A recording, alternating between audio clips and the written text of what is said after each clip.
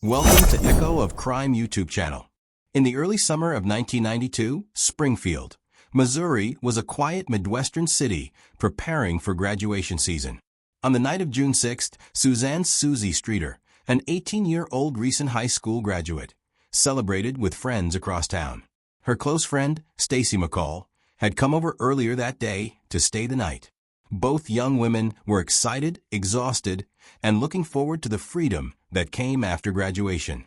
Initially, they planned to stay with another friend, but as the night grew late, they decided instead to return to Susie's home, where Susie lived with her mother, Cheryl Levitt. Sometime after 2 a.m. on June 7th, Susie and Stacy arrived at Cheryl's house on East Delmar Street. The neighborhood was quiet and nothing appeared out of place. Cheryl, a 47-year-old cosmetologist, was known to be cautious and attentive. Friends later said she would never open the door to strangers late at night. Inside the home, the girls likely settled in for the night, unaware that these would be their final known moments. There were no signs of a disturbance, no broken windows, and no evidence that anyone had forced their way inside. When morning came, friends expected to meet Susie and Stacy for a planned trip to a water park. Repeated phone calls went unanswered. Concerned, one friend drove to the house and noticed that the front door was unlocked. Inside, everything looked normal at first glance. Beds were unmade, clothing was neatly folded, and personal items such as purses, wallets, makeup, cigarettes, and car keys were all still inside the house. The cars belonging to Cheryl, Susie, and Stacy were parked outside, untouched. Outside the home, a broken porch light globe lay scattered on the ground beneath the front porch. Thinking it was an accident, friends swept up the glass and threw it away, unknowingly destroying what may have been important evidence. Even more troubling, a strange voicemail message had been left on the answering machine sometime during the night. Believing it to be a wrong number or prank call, a friend erased it before police could listen to it. By midday, the realization set in that something was terribly wrong.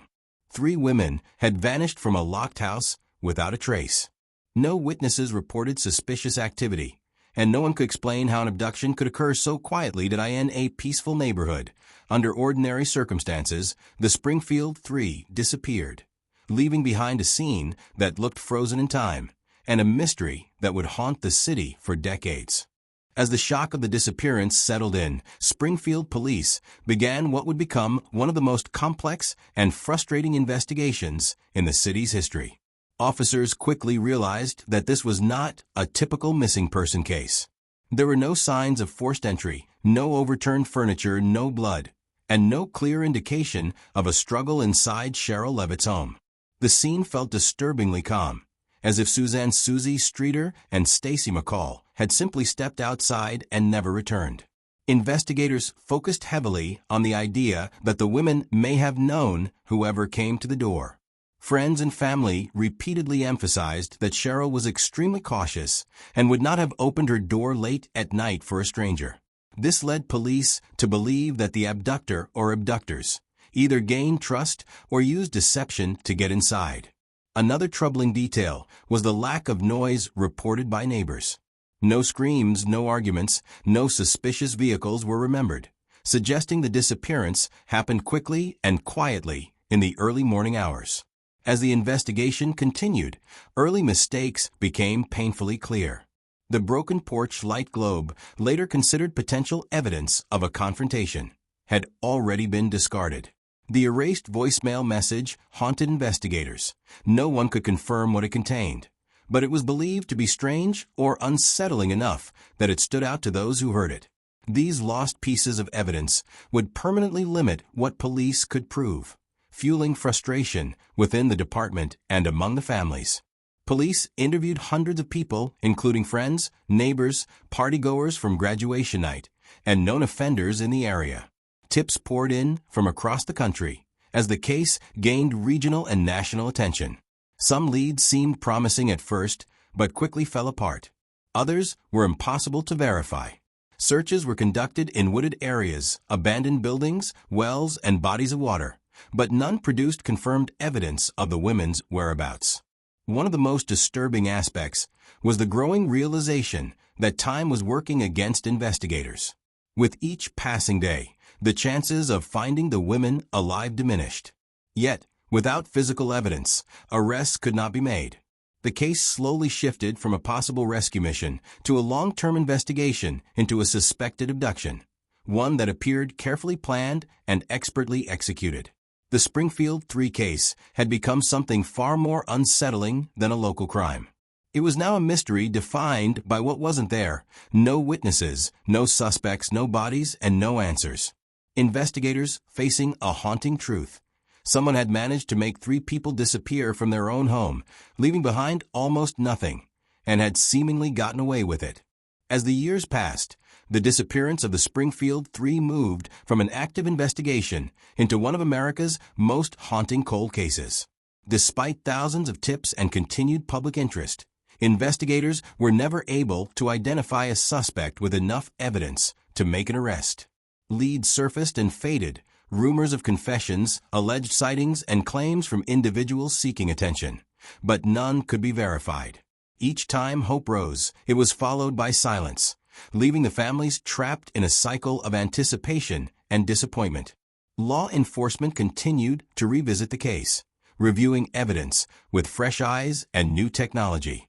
Ground searches were conducted years later in areas that had once seemed promising, including properties linked to potential suspects. At one point, police excavated land based on a tip suggesting the women might have been buried there, but the search yielded nothing. The absence of physical evidence remained the greatest obstacle. Without bodies, witnesses, or reliable forensic clues, the case could not move forward in the justice system.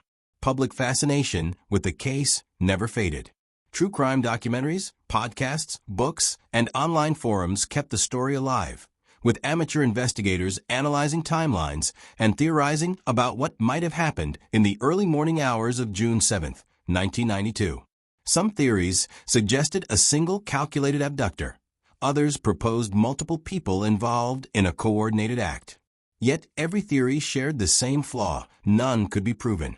What made the case especially chilling was not just the disappearance itself, but how ordinary the setting was: a quiet home, a peaceful neighborhood, and a night that began like any other. For the families of Suzanne Susie Streeter, Cheryl Levitt, and Stacy McCall, life moved forward without closure. Birthdays, holidays, and milestones passed with unanswered questions lingering in the background. The lack of certainty, never knowing what happened, never being able to lay their loved ones to rest, became its own form of suffering. Resolution, but with endurance. More than 3 decades later, the Springfield Three remain missing, their case still open, their story still whispered in true crime circles, and remembered by a city that has never forgotten. It stands as a reminder that some disappearances defy explanation, and that even in the safest places, mysteries can exist that time alone cannot erase.